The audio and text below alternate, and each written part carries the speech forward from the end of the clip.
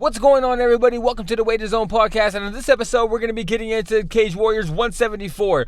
And yeah, we're getting this video kind of laid out where we wanted to wait for the weigh-ins, and I didn't want to make any bets or tell you guys to go bet on somebody that was going to miss weight, or somebody came in just sucked up and didn't look like they had a bad weight cut. So yeah, for this fight card, we actually wanted to give you a good breakdown. Wait for the weigh-ins, wait for the face-offs that we've seen, and then now we're going to give you the breakdown. The fight start off tomorrow morning. So after this video, if you guys are trying to bet on some Cage Warriors for the first time, get your bets off on for Cage Warriors. If you guys, I bet myself, I'm on Bovada Sportsbook, so they got Cage Warriors on there. So we're betting Cage Warriors. So let's just straight get into this. First fight is going to be Luca Brando versus Matthew Elliot. And from this fight, I've seen a lot of tape on both of these fighters where it's going to be another fight where it's going to be another guy where it's a wrestler versus a guy that's going to be throwing heavy strikes and trying to keep the fight standing up. Luca Brando has actually been throwing really heavy strikes I've seen. He has a knockout power in both hands. He throws wild hooks, and when they connect, he will knock you out. So that's what the goal to win this fight's going to be. And then the other one for Matthew Elliot, his goal for this fight, he's going to be trying to get this fight to the floor. He is a really good wrestler. He has some good credentials in wrestling. When he shoots at your legs, he usually tries to lock his hands, and he'll just try to lift you from under your butt and just take you straight down. And yeah, when he has top control, he usually holds you down and he doesn't let you get back up. So this fight's going to be one of those fights that's going to be coming down to either Luca Barando's going to be able to keep this fight standing, he's going to knock him out, or it's going to be Matthew Elliott's going to get this fight taken down, and he's not going to be able, he's probably just going to dominate at 30-27, where he's just going to be able to get this fight all the way down over and over again. And that's the side I'm going to be on, to be honest. I'm going to be taking Matthew Elliott in this fight. I'm going to be taking Matthew Elliott to actually win this fight. I don't think Luca's going to be able to stop the takedowns.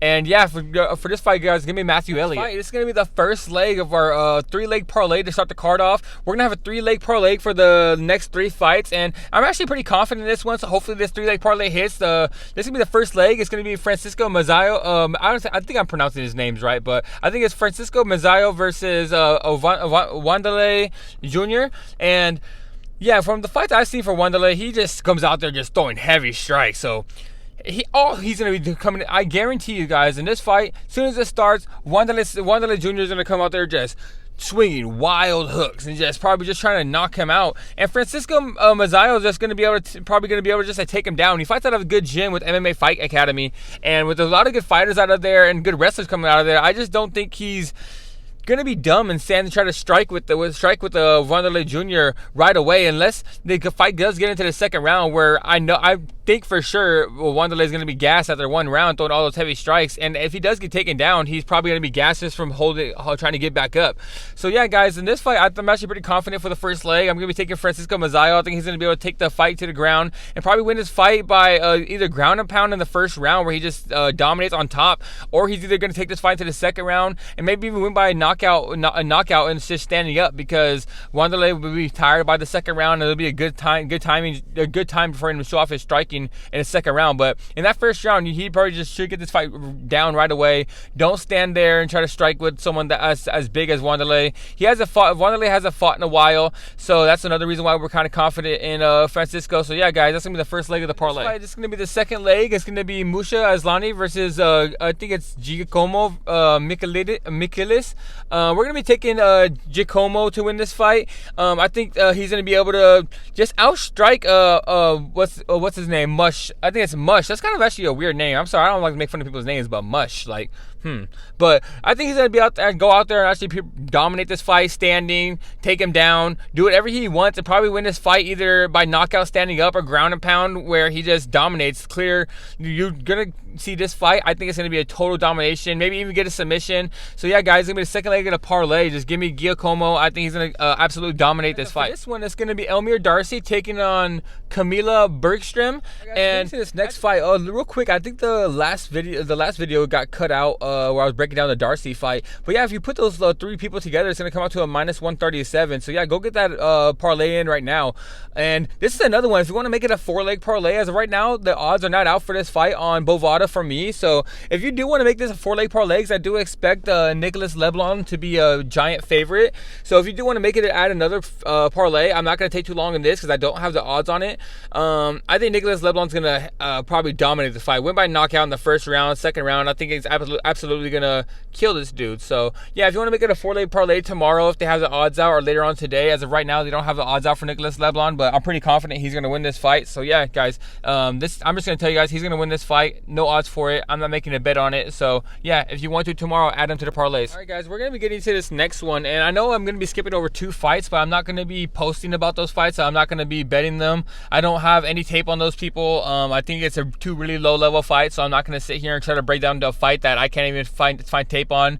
So yeah, the 2 fights were going to be, it was the Riri Hudson versus Jennifer Terris, I think it's Terrio, and Jordan Little versus Daniel Crooks May. If I had to make a pick, guys, I would choose Daniel Crooks May probably to win the fight by knockout, and Riri Hudson to probably go out there and win. But I'm not gonna break it down for you because I don't know anything about the fighters. I didn't find any tape on them. So yeah, if you guys have any tape on them, then you guys can probably bet them. But I'm not gonna be betting them. So get into this next one. It's gonna be another one where another good fight where Alessandro I think it's Giordano versus Michele Martin. I think I'm pronouncing his name wrong. I think it's Michele Martignoni. I don't know how to pronounce it. I think I butchered his name, but we're gonna call him the Italian Thunder. That's what we're gonna call him. But Alessandro Giordano versus the Italian Thunder, and we're gonna be rolling with the Italian Thunder in this fight. I do think he is a really good fighter. I think he has really good takedowns. He has really good top pressure. His jiu-jitsu looks really good. Like he go always searching for submissions, and it's gonna be I actually do think this is gonna be a dogfight, guys. So this is not a fight I'm actually gonna be sitting there and being like,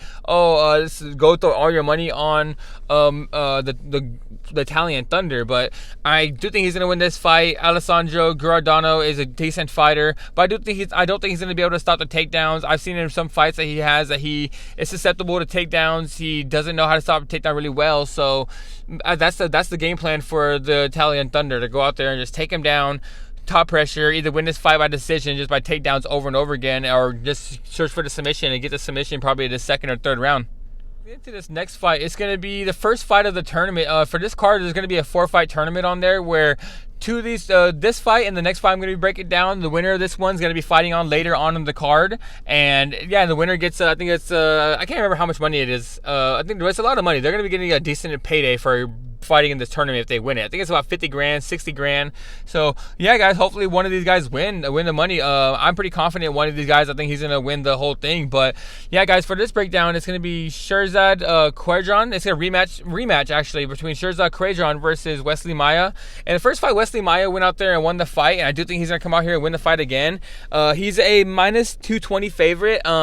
If you don't like betting minus 220s, then go out, probably try to parlay him with somebody. I'm pretty confident in the other guys and the other parlays I put out there. Maybe you want to add him to a 1-leg parlay, but I'm going to be betting him straight at the minus 220 at the moment, because I like the odds on this. I don't see a way Shirzad I can prove to win this fight.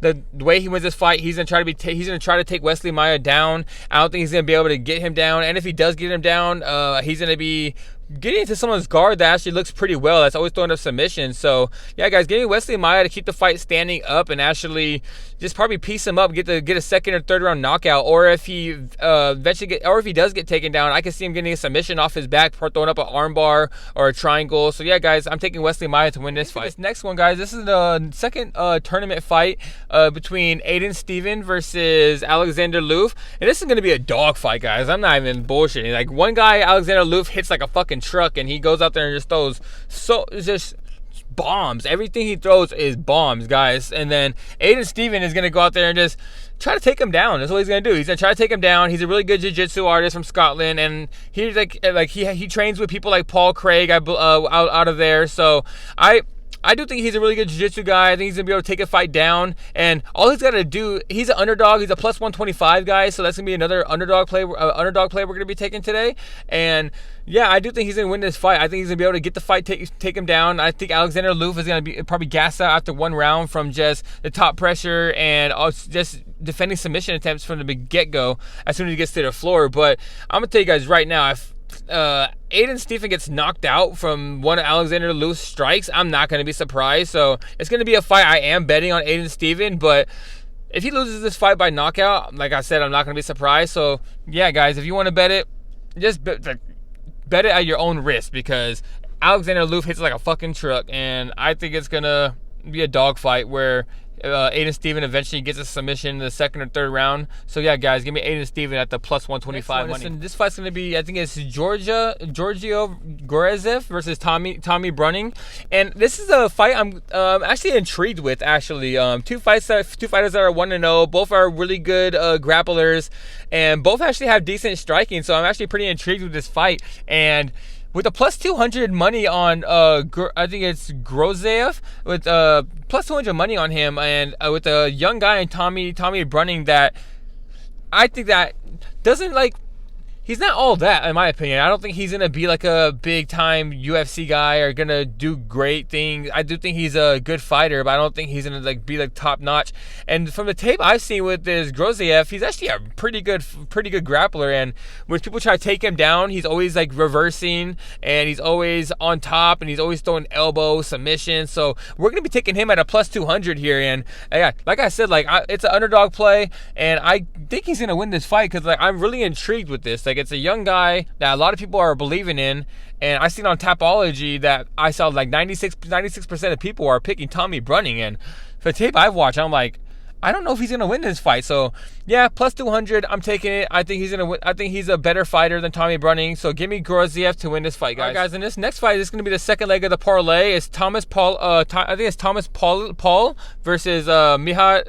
I don't even know how to pronounce his name. I'm just gonna say Ahadi.